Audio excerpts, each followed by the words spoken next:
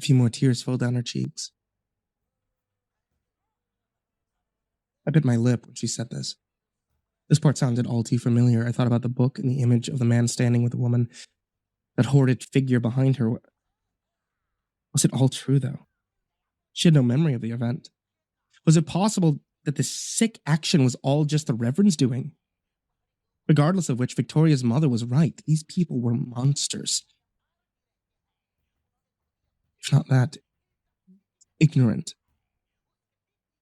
At this point, I wanted to cheer her up. I thought about telling her everything about her mother, but remembered the promise that I had made. Instead, I lifted her chin so that her eyes were looking into my own.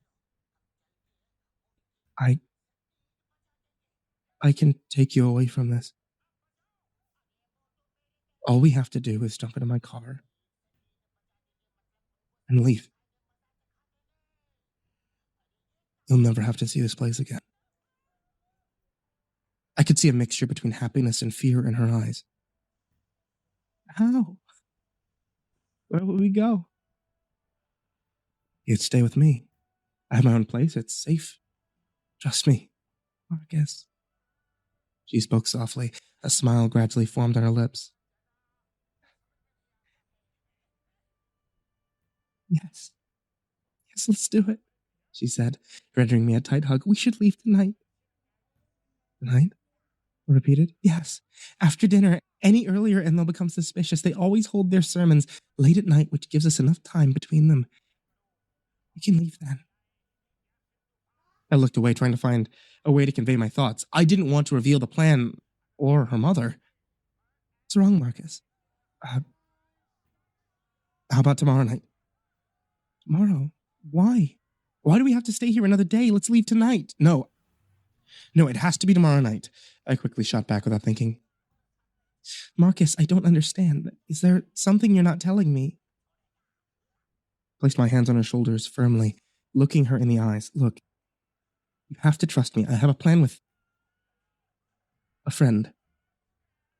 They're willing to help, but it has to be tomorrow. Okay?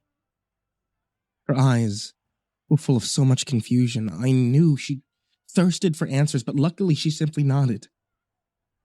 Okay. I trust you. For a second, I began to lean in for a kiss. When we were both startled by an abrupt knocking at the door, I answered it to discover Sophia on the other side. Mr. Pale? She said surprisingly. We were beginning to worry about you when we didn't find you in your workspace. Her eyes shifted as the gaze between me and Victoria. I trust I wasn't interrupting anything. No, I said, trying to maintain my composure. I was checking in on Victoria. I turned back to give her a wave and slid past Sophia. Heading down, I glanced down the hall to see her in Victoria's doorway. I didn't want to arouse suspicions, so I continued on and back to the room I was working in.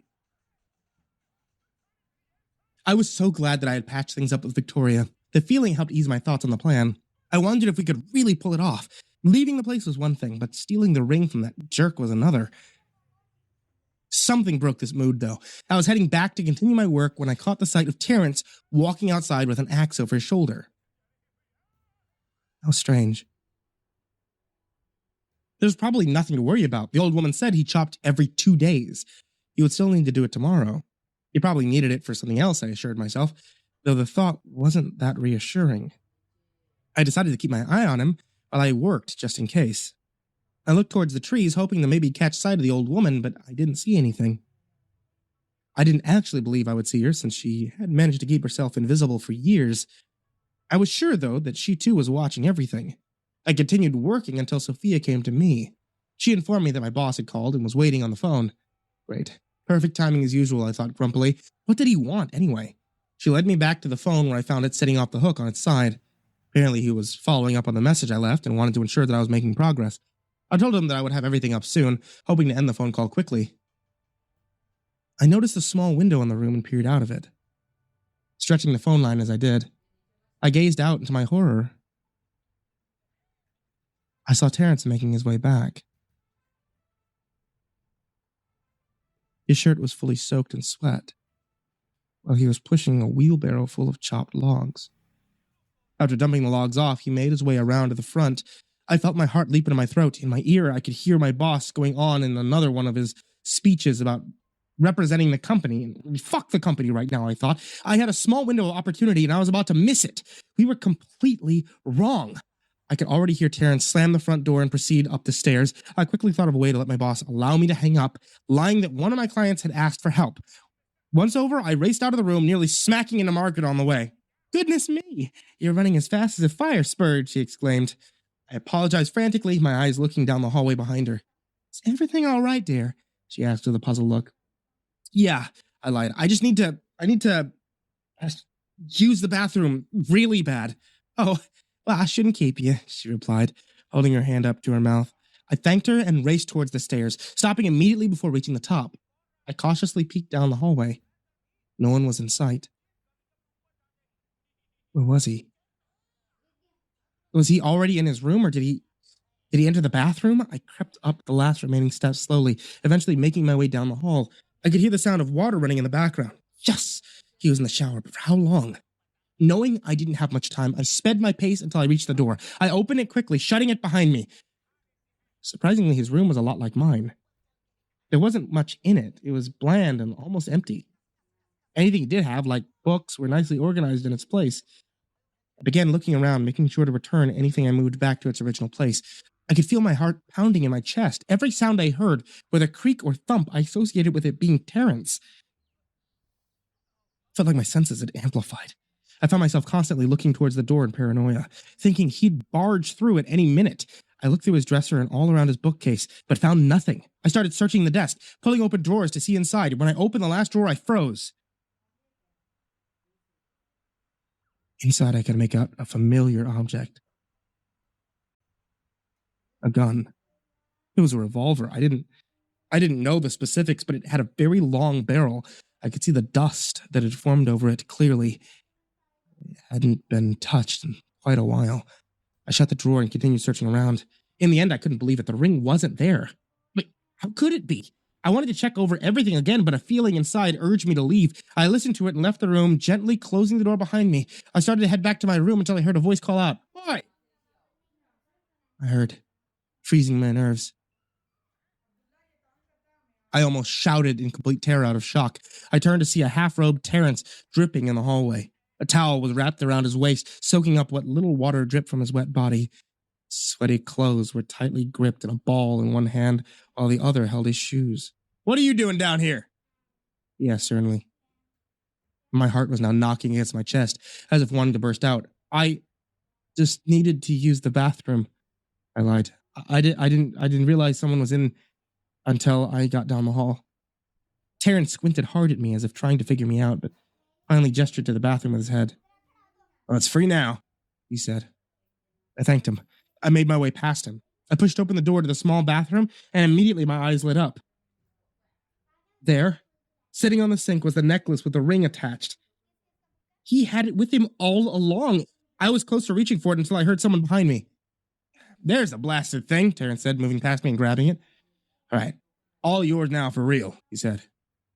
And left. Couldn't believe it. The plan had failed.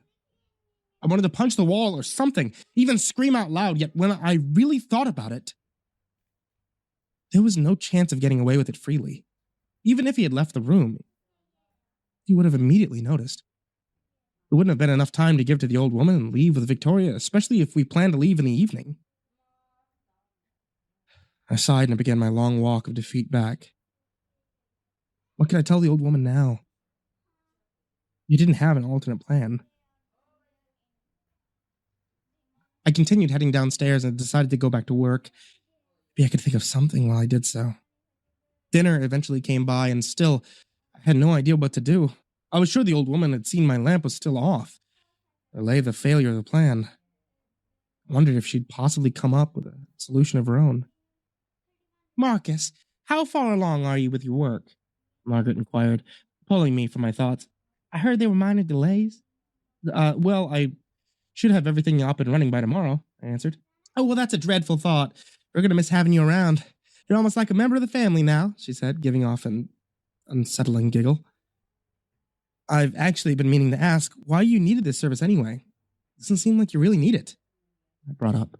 On the contrary, my boy, Reverend spoke, our faith is a rare breed, but that doesn't mean that there aren't any other inspiring souls out there. We want to be able to reach any and all potential followers. With your help, we can do that and upload our sermons for all to see. Oh, I said. Okay. The mere thought of them uploading footage they're worshipping made me feel uneasy.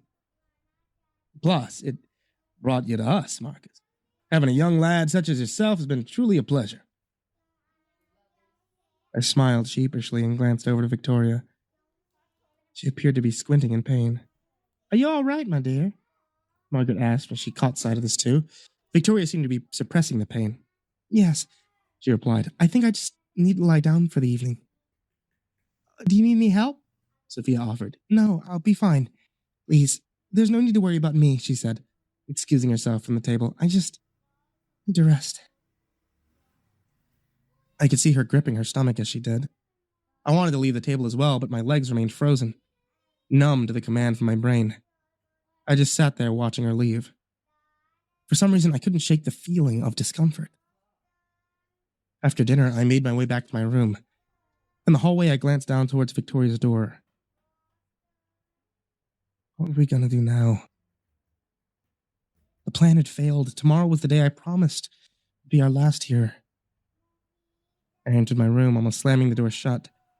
I could feel tears of anger growing in my eyes. Why did it have to go to hell? Why did these bastards have to ruin everything? Why? Why did I have to fuck it up so badly? I must have eventually passed out from my rage fit because I was soon awakened by the sound of voices and footsteps. The footsteps sounded urgent, rushing from one end of the hall to the next. Without warning, a blood-curdling wail filled the air. It grew so loud that I had to put my hands over my ears. It sounded like a woman's voice. Victoria's. I raced to my door, ready to rip it open, but immediately I stopped myself. I could hear a sound worse than her wail. It was so eerie and frightening that it sent an icy chill down my spine. What I heard was the loud chanting of voices. They spoke in unison, reciting words I couldn't comprehend.